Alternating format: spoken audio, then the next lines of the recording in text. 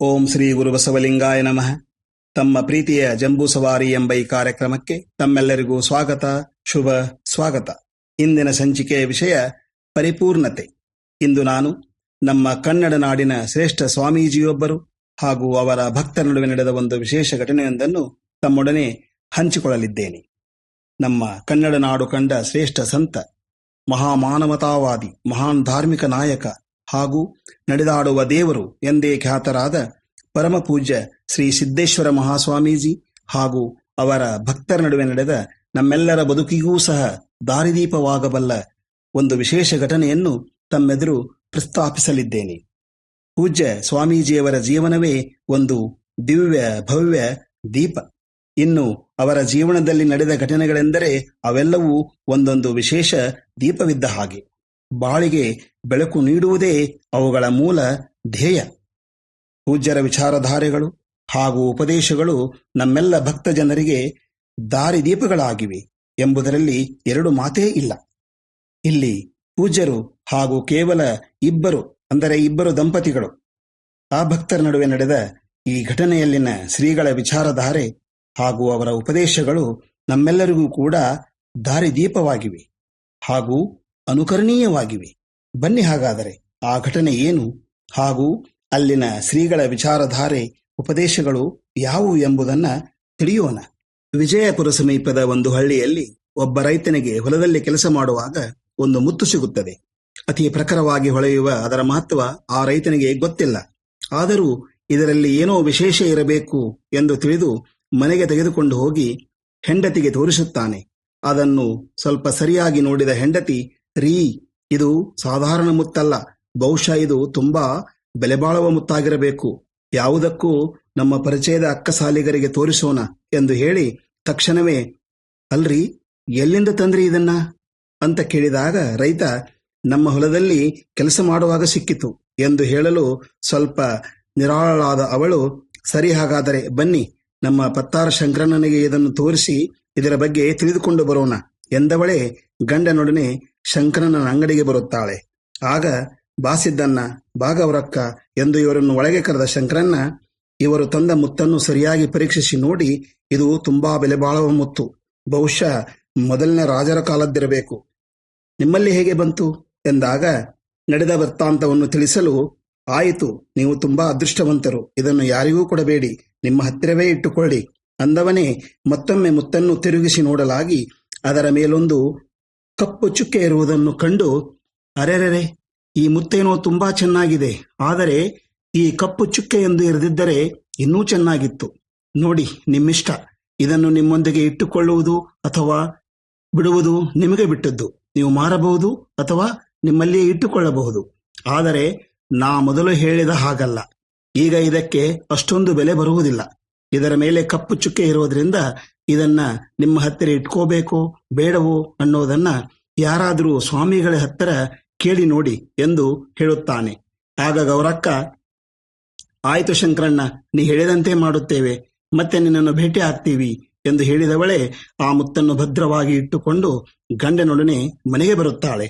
ರಾತ್ರಿಯೆಲ್ಲ ಇಬ್ಬರಿಗೂ ನಿದ್ರೆಯೇ ಇಲ್ಲ. ಮುತ್ತಿನ ಮೇಲಿನ ಕಪ್ಪು ಚುಕ್ಕಿಯದೇ ಚಿಂತೆ. ಕೋಳಿ ಕೂಗಿತು, ಬೆಳಕಾಯಿತು, ಸೂರ್ಯನ ಕಿರಣಗಳು ಹಂಚುಗಳ ಸಂಧಿಯಿಂದ ಮನೆಯೊಳಗೆ ಬಿದ್ದಾಗಿತ್ತು. ಲಘುಬಗೆಯಿಂದ ಎಚ್ಚರಗೊಂಡ ಗೌರಕ್ಕ ಸ್ನಾನಾದಿಗಳನ್ನು ಮುಗಿಸಿ ಜಗುಲಿಯ ಮೇಲಿದ್ದ ಶ್ರೀ ಸಿದ್ದೇಶ್ವರ ಶ್ರೀಗಳ ಭಾವಚಿತ್ರಕ್ಕೆ ನಮಸ್ಕರಿಸಿ ನಂತರ ಆ ಮುತ್ತನ್ನೊಮ್ಮೆ ದಿಟ್ಟಿಸಿ ನೋಡತೊಡಗಿದಳು. ತಕ್ಷಣವೇ ಪತಿಯನ್ನು ಕರೆದು, ರೀ, ಬೇಗ ತಯಾರಾಗ್ರಿ, ಶ್ರೀ ಸಿದ್ದೇಶ್ವರ ಅಪ್ಪಗಳ ಹತ್ತಿರ ಹೋಗಿ ಈ ಮುತ್ತನ್ನು ತೋರಿಸಿ ಅವರು ಹೇಳಿದಂತೆ ಮಾಡೋಣ ಬನ್ನಿ ಎಂದವಳೇ ವಿಜಯಪುರಕ್ಕೆ, ಅಂದರೆ ಶ್ರೀ ಸಿದ್ದೇಶ್ವರ ಶ್ರೀಗಳ ಆಶ್ರಮಕ್ಕೆ ಹೊರಡಲು ಅಣಿಯಾದಳು. ಬೆಳಗಿನ ಸಮಯ, ಆಶ್ರಮದಲ್ಲಿನ ಶಾಂತ ವಾತಾವರಣ ಇದನ್ನು ಕಂಡು ಇಬ್ಬರು ಪುಳಕಿತಗೊಂಡರು. ಶ್ರೀಗಳ ದರ್ಶನಕ್ಕಾಗಿ ಕಾಯ್ದು ಕುಳಿತರು. ಆಗ ಅಲ್ಲಿ ಇನ್ನೋರ್ವ ದಂಪತಿ ಕೂಡ ಕುಳಿತಿದ್ದರು. ಆದರೆ ಅವರು ಸ್ವಲ್ಪ ಶ್ರೀಮಂತರಂತೆ ಕಾಣುತ್ತಿದ್ದರು. ಸ್ವಲ್ಪ ಸಮಯದ ನಂತರ ಇಬ್ಬರು ಸೇವಕರು ಬಂದು ಶ್ರೀಗಳು ಬರುತ್ತಿರುವರೆಂದು ತಿಳಿಸಲಾಗಿ ಈ ಎರಡೂ ಜೋಡಿ ದಂಪತಿಗಳು ಎದ್ದು ನಿಂತು ಪೂಜ್ಯರ ಬರುವಿಗಾಗಿ ಕಾಯ್ದು ನಿಂತರು. ಶ್ವೇತ ವಸ್ತ್ರಧಾರಿಯಾದ ಶ್ರೀಗಳು ಕೊಠಡಿಗೆ ಬಂದ ತಕ್ಷಣವೇ ಇವರೆಲ್ಲರೂ ಶ್ರೀಗಳಿಗೆ ನಮಸ್ಕರಿಸಲು ಶ್ರೀಗಳೂ ಕೂಡ ಕೈ ಮುಗಿದು ನಿಂತ ಭಕ್ತರಿಗೆ ಶರಣು ಶರಣಾರ್ಥಿ ಹೇಳಿ ಅವರಿಗೆ ಕೂಡಲು ಹೇಳಿ ತಮ್ಮ ಆಸನದಲ್ಲಿ ಕುಳಿತುಕೊಳ್ಳುತ್ತಾರೆ. ಶಾಂತ ಮುಖಮುದ್ರೆಯ ಪ್ರಸನ್ನಚಿತ್ತರಾದ ಶ್ರೀಗಳನ್ನು ಕಂಡೊಡನೆ ಈ 4 ಜನ ಭಕ್ತರಲ್ಲಿ ಏನೋ ಒಂದು ತೃಪ್ತಿಯ ಭಾವ ಹೊರಹೊಮ್ಮುತ್ತದೆ. ಮೊದಲಿಗೆ ಸಿದ್ದಣ್ಣ ಹಾಗೂ ಗೌರಕ್ಕರತ್ತ ದೃಷ್ಟಿ ಬೀರಿದ ಶ್ರೀಗಳು, ಯಾವೂರಿಂದ ಬಂದ್ರಿ, ನಿಮ್ಮ ಹೆಸರೇನು ಎಂದು ಕೇಳಲಾಗಿ ತಮ್ಮ ಊರು ಹಾಗೂ ಹೆಸರುಗಳನ್ನು ಹೇಳಿದ ಇಬ್ಬರು ಅತಿ ಭಕ್ತಿಯಿಂದ ಶ್ರೀಗಳ ಪಾದ ಮುಟ್ಟಿ ನಮಸ್ಕರಿಸುತ್ತಾರೆ.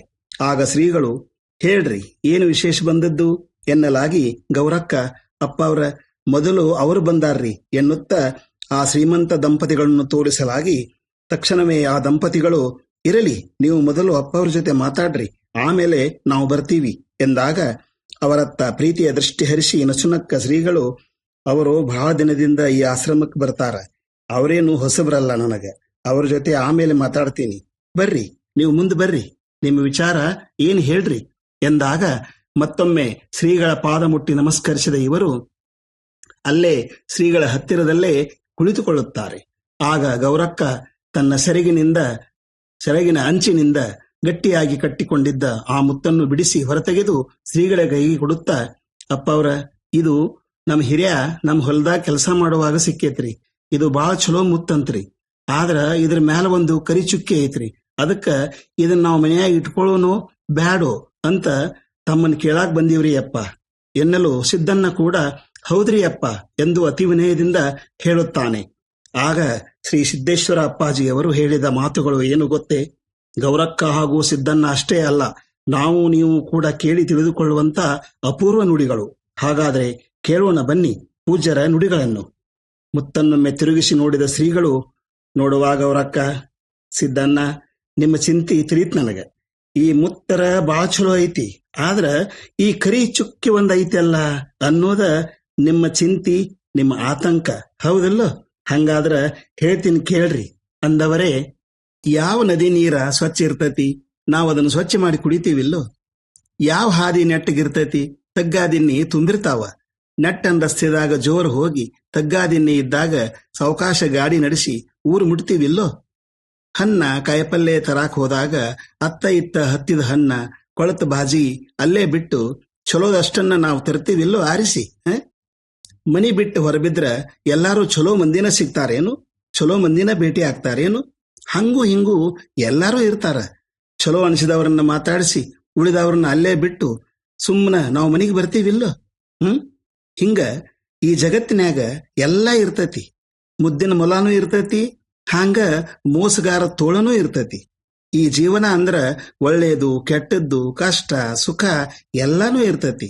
ಸುಖ ಬಂದಾಗ ನಕ್ಕು, ದುಃಖ ಬಂದಾಗ ಅತ್ತು, ಕಷ್ಟಗಳು ಬಂದಾಗ ಅವಕ್ಕೆ ಎದಿಗೊಟ್ಟ ಅವನ ನಿವಾಳಿಸಿ ಒಗದ ನಕ್ಕುವಂತ ಬದುಕುದ ಈ ಜೀವನ. ತಿಳಿತೇನ್ರಪ್ಪ? ಹಿಂಗ ಈ ಪ್ರಪಂಚದಾಗ ಇಷ್ಟೆಲ್ಲಾ ತುಂಬೈತಿ, ಅದನ್ನೆಲ್ಲಾ ಮೀರಿ ನಾವು ಬದುಕ್ತಿವಿಲ್ಲೋ? ಏನಪ್ಪಾ ಸಿದ್ದಣ್ಣ, ಗೌರಕ್ಕ, ಇಷ್ಟು ದೊಡ್ಡ ಮುತ್ತ ಎಲ್ಲಾ ಕಡೆ ಎಷ್ಟು ಚಂದ ಐತಿ, ಬೆಳ್ಳಗ ಹೊಳ್ಯಾಕತ್ತೈತಿ, ಅದನ್ನ ನೋಡುದು ಬಿಟ್ಟ ಈ ಒಂದು ಸಣ್ಣ ಕರಿ ಚುಕ್ಕಿ ಐತೆಲ್ಲ ಅಂತ ಚಿಂತೆ ಮಾಡಿದ್ರಿ ಹ್ಯಾಂಗ? ಬಿಟ್ಟು ಬಿಡ್ರಿ ಅದನ್ನೆಲ್ಲ, ಏನ್ ಚಿಂತೆ ಮಾಡ್ಬೇಡ್ರಿ. ಭೂತಾಯಿ ನಿಮ್ಗ ವರ ಕೊಟ್ಟಂಗ ಈ ಮುತ್ತು ಕೊಟ್ಟಾಳ. ನಿಮ್ಮ ಮನಿಗೆ ಭಾಗ್ಯಲಕ್ಷ್ಮಿ ಬಂದಂಗ ಬಂದತಿ ಈ ಮುತ್ತ. ಇದನ್ನ ಯಾರಿಗೂ ಕೊಡಬೇಡ್ರಿ. ಆ ಚುಕ್ಕಿ ಕಡೆ ಒಟ್ಟ ನೋಡಾಕ್ ಹೋಗ್ಬೇಡ್ರಿ. ಇಡೀ ಮುತ್ತು ನೋಡ್ರಿ, ಖಾಯಂ ಮನ್ಯಾಗ ಇಟ್ಕೋರಿ. ನಿಮ್ಮ ಮಕ್ಕಳು ಮೊಮ್ಮಕ್ಕಳ ಕಾಲಕ್ಕೂ ಈ ಮುತ್ತ ನಿಮ್ ಮನ್ಯಾಗ ಇರ್ಲಿ. ಎಲ್ಲಾ ಚಿಂತೆ ಬಿಡ್ರಿ, ಆರಾಮ್ ಪ್ರಸಾದ್ ತಗೋರಿ, ಆರಾಮ್ ನಕ್ಕೋಂತ ಇರ್ರಿ, ತಿಳಿತಿಲ್ಲೋ ಎಂದು ನುಡಿದ ಶ್ರೀಗಳು ಅವರೀರ್ವರಿಗೆ ಆಶೀರ್ವಾದ ಮಾಡುತ್ತಾರೆ. ಮೋಡ ತುಂಬಿದ ಆಕಾಶದಂತೆ ದುಗುಡ ತುಂಬಿದ ಮನಸ್ಸಿನಿಂದ ಬಂದ ಗೌರಕ್ಕ ಮತ್ತು ಸಿದ್ದಣ್ಣ ಮೋಡ ಕರಗಿ ಶುಭ್ರವಾದ ಆಕಾಶದಂತೆ ಚಿಂತೆ ಕಳೆದು ಉಲ್ಲಾಸಭರಿತ ಮನಸ್ಸಿನವರಾಗಿ ಮತ್ತೊಮ್ಮೆ ಶ್ರೀಗಳ ಪಾದಕ್ಕೆ ಅಡ್ಡ ಬಿದ್ದು, ತಮ್ಮಿಂದ ಬಹಳ ಉಪಕಾರ ಆಯ್ತ್ರಿ ಅಪ್ಪ, ಮನಸ್ಸು ಹಗರ ಆತ್ರಿ, ನೀವು ಹೇಳಿದಂಗ ನಡ್ಕೋತೀವ್ರಿ, ನಿಮ್ಮ ಆಶೀರ್ವಾದ ನಮ್ಮ ಮ್ಯಾಲ ಹಿಂಗ ಇಲ್ರಿ ಅಪ್ಪ ಎಂದು ಅಲ್ಲೇ ಪಕ್ಕಕ್ಕೆ ಕುಳಿದುಕೊಳ್ಳುತ್ತಾರೆ. ಇವರೊಡನೆ ಮಾತು ಮುಗಿಸಿದ ಶ್ರೀಗಳು ಆ ಶ್ರೀಮಂತ ದಂಪತಿಯನ್ನು ಕರೆಯಲಾಗಿ ಅವರೀರುವರು ಭಕ್ತಿಯಿಂದ ಶ್ರೀಗಳ ಪಾದಕ್ಕೆ ಬಿದ್ದು ನಮಸ್ಕರಿಸಿ ಅಲ್ಲೇ ಕುಳಿತುಕೊಳ್ಳುತ್ತಾರೆ. ಆಗ ಶ್ರೀಗಳು, ಏನು ನಾಗಣ್ಣ ಶಾರಕ್ಕ, ಇದ ವಾರದಾಗ 2ನೇ ಸಲ ಬಂದ್ರಲ್ಲ, ಏನರ ವಿಶೇಷ ಐತೇನ? ಹಿಂಗಂತೇನಂತ ಏನ್ ತಿಳ್ಕೊಬೇಡ್ರಿ, ನಿಮ್ಮದ ಆಶ್ರಮ, ನಾನು ನಿಮ್ಮವನ, ದಿನಾ ಬರ್ರಿ, ನಿಮ್ಗ್ಯಾರು ಬ್ಯಾಡಂತಾರು, ಹೌದಲ್ಲ? ಹೇಳ್ರಿ, ಏನ್ ಸಮಾಚಾರ ಎಂದು ಪ್ರೀತಿಯಿಂದ ಕೇಳುತ್ತಾರೆ. ನಂತರ ನಾಗಣ್ಣನ ಕೈಯಲ್ಲಿ ಒಂದು ಪ್ಲಾಸ್ಟಿಕ್ ಬ್ಯಾಗ್ ಇದೆ. ಅದನ್ನ ಶ್ರೀಗಳಿಗೆ ಕೊಡಲೆಂದೇ ತಂದಿದ್ದಾನೆ. ಆದರೆ ಮುಜುಗರ ಪಡ್ತಾ ಇದ್ದಾನೆ. ಇದನ್ನರಿತ ಶಾರಕ್ಕ ಕೊಡ್ರಿ ಅಪ್ಪ ಅವರಿಗೆ ಎಂದು ಸಣ್ಣ ಧ್ವನಿಯಲ್ಲಿ ಹೇಳ್ತಾ ಇದ್ದಾಳೆ. ಇದನ್ನು ಕಂಡ ಶ್ರೀಗಳು, ಏನ್ ಶಾರಕ್ಕ ಅದು, ಇಬ್ರು ಗಂಡ ಹೆಂಡತಿ ನಡು ಏನ್ ನಡೆದೈತಿ ಎಂದು ಕೇಳಿದಾಗ ನಾಗಣ್ಣ ಗಟ್ಟಿ ಮನಸ್ಸು ಮಾಡಿ, ಏನಿಲ್ರಿ ಬುದ್ಧಿ, ತಮಗಂತ ಒಂದು ಜೊತೆ ಅರಿವಿ ತಂದಿನ್ರಿ. ನೀವಂತೂ ಭಕ್ತರ ಕಡೆ ಏನೂ ತಗೋದಿಲ್ಲ, ಅದಕ್ಕೆ ಏನಾರ ಅಂದಿಗಿಂದಿರಂತ ಹೆದರಾಕತ್ತೇನ್ರಿ. ಆದ್ರೆ ಈಕಿ ಅಪ್ಪ ಅವ್ರ ಏನೂ ಅನ್ನೋದಿಲ್ಲ, ಕೊಡ್ರಿ ನೀವು ಅಪ್ಪಾರಿಗೆ ಅನ್ನಕತ್ತಾಳ್ರಿ ಎಂದಾಗ ಶ್ರೀಗಳು ನಾಗಣ್ಣನ ಕೈಯಲ್ಲಿನ ಚೀಲವನ್ನು ನೋಡುತ್ತಾ, ಕೊಡ್ರಿಲ್ಲ ಅದನ್ನ ಅಂದವರೇ ಆ ಚೀಲದಿಂದ ಬಟ್ಟೆಯನ್ನು ಹೊರತೆಗೆದು, ನೀವು ಈ ಅರಿವಿ ನನಗೆ ಯಾಕೆ ತಂದಿರಿ ಅಂತ ನನಗೆ ಅರ್ಥ ಆಗೈತಿ, ಹೇಳೇನು? ಹೇಳ್ತೀನಿ ಕೇಳ್ರಿ. ನೋಡುವ ಶಾರಕ್ಕ, ನೀವು ಹೋದ್ಸಲ ಬಂದಾಗ ನಿಮ್ಮ ಯಜಮಾನ್ರ ದೃಷ್ಟಿ ಆವತ್ತು ನಾ ಹಾಕೊಂಡ ಅಂಗಿ ಕಡೆನ ಇತ್ತು. ಯಾಕೆ ಗೊತ್ತಾ? ನಾ ಹಾಕೊಂಡ ಅಂಗಿಕ್ಕಿಂತ ನನ್ನ ಅಂಗಿ ತೋಳಿನ ಮೇಲೆ ಒಂದೀಟ ಹರದ ಜಾಗ ಕಡೆನ ನೋಡಾಕತ್ತಿದ್ರು. ಏನಿದು ಸ್ವಾಮೀಜಿಗಳು ಹರದಂಗಿ ಹಾಕೊಂಡಾರಲ್ಲ ಅಂತ ತಿಳಿದು ಈಗ ಈ ಹೊಸ ಅರಿವಿ ತಂದಾರ ನೋಡು, ಹೌದಲ್ರಿ ನಾಗಣ್ಣ ಎಂದು ಪ್ರಶ್ನೆ ಮಾಡಿದಾಗ ನಾಗಣ್ಣನವರು, ಹೌದ್ರಿ ಬುದ್ಧಿ, ಕಾಮಧೇನುವಿನಂಗ ನಮಗೆಲ್ಲಾ ಬೇಡಿದ್ದು ಕೊಡುವಂತ ನಿಮಗ್ ಕೊಡಾಕ ನಾ ಎಷ್ಟ್ರ ಉಂಡ್ರಿ, ಏನೋ ಅಪ್ಪಾರನ ಹೊಸ ಅರಿವಾಗ ನೋಡುವ ಆಸೆಯಿಂದ ತಂದಿನ್ರಿ ಎನ್ನುತ್ತಾನೆ ನಾಗಣ್ಣ. ಆಗ ಶ್ರೀಗಳು ಇಬ್ಬರೂ ದಂಪತಿಗಳನ್ನು ಉದ್ದೇಶಿಸಿ, ಈ ಪ್ರಪಂಚದಾಗ ಯಾವುದೂ ಪರಿಪೂರ್ಣ ಅಲ್ಲ, ಅಪರಿಪೂರ್ಣತೆ ಇದ್ದೇ ಇರ್ತತಿ. ಅದನ್ನು ಎದುರಿಸಿ ನಡೆಸುವುದ ಜೀವನ, ತಿಳಿತಿಲ್ಲ? ನೋಡ್ರಿ, ಇವರು ಅಂಥ ಒಳ್ಳೆ ಚಲೋ ಹೊಳೆಯುವಂತ ಮುತ್ತಿನಾಗ ಒಂದ ಸಣ್ಣ ಕರಿ ಚುಕ್ಕಿ ನೋಡ್ಯಾರ. ನೀವು ಎಲ್ಲಾ ಕಡೆ ಒಳ್ಳೇದ ಆಗಿದ್ದು ತೋಳಿನ ಕಡೆ ಒಂದೀಟ ಹರದ ಅಂಗಿ ಕಡೆ ನೋಡಿರಿ. 199ರಷ್ಟು ಮಿಂಚು ಮುತ್ತ ಇವ್ರಿಗೆ ಕಾಣವಲ್ತು, 199ರಷ್ಟು ಗಟ್ಟಿದ್ದ ಅಂಗಿ ನಿಮಗ್ ಕಾಣವಲ್ತು. ನೋಡ್ರಿ, ಈಗ ಇಬ್ರು ಜೋಡಿ ಚಂದ ಕೇಳ್ರಿ, ಹೇಳ್ತೇನೆ. ಆಕಾಶದಾಗಿರೋ ಚಂದ್ರ ಬೆಳ್ಳಗ ಎಷ್ಟ್ ಚಂದ ಹೊಳಿತಾನ, ಈ ಭೂಮಿಗೆ ಎಷ್ಟ್ ಬೆಳ್ಳನ ಬೆಳಕ್ ಕೊಡ್ತಾನ. ಆದ್ರ ಸೂಕ್ಷ್ಮವಾಗಿ ನೋಡ್ರಿ, ಚಂದ್ರನೊಳಗೂ ಕಪ್ಪು ಚುಕ್ಕಿ ಕಾಣ್ತಾವ, ಹೌದಿಲ್ಲೋ? ನಿಜ ಹೇಳ್ಬೇಕಂದ್ರ ಅವು ಚಂದ್ರನ ಮೈ ಮೇಲಿರೋ ಕಪ್ಪು ಕುಳಿಗಳು. ಇದನ್ನ ವಿಜ್ಞಾನಿಗಳ ಹೇಳ್ಯಾರ. ಆ ಕುಳಿಗಳು ನಮಗ ಕರಿ ಚುಕ್ಕಿ ಹಂಗ ಕಾಣ್ತಾವ.